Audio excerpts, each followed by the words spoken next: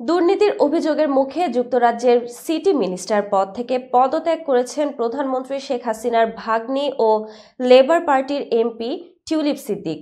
মঙ্গলবার তিনি এই সিদ্ধান্ত নেন। লন্ডনের দুটি ফ্ল্যাট উপহার নেয়া, রূপপুর পারমাণবিক প্রকল্প থেকে অর্থ আত্মসাৎ সহ একাধিক অভিযোগের ভিত্তিতে তার উপর পদত্যাগের চাপ বাড়ে।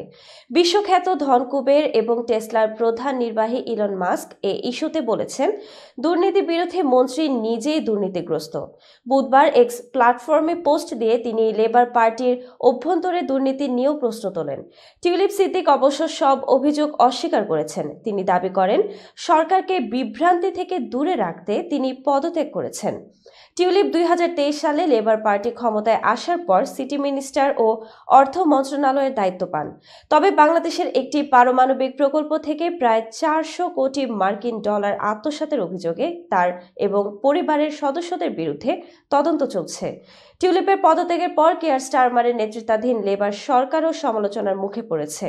এক লেবার এমপি বলেন, টিউলিপকে মন্ত্রী বানানোর সিদ্ধান্ত ছিল আত্মঘাতী।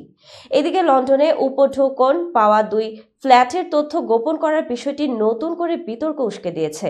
অভিযোগ রয়েছে, এই ফ্ল্যাটগুলো আওয়ামী লীগ ঘনিষ্ঠ দুই ব্যক্তি উপহার দেন।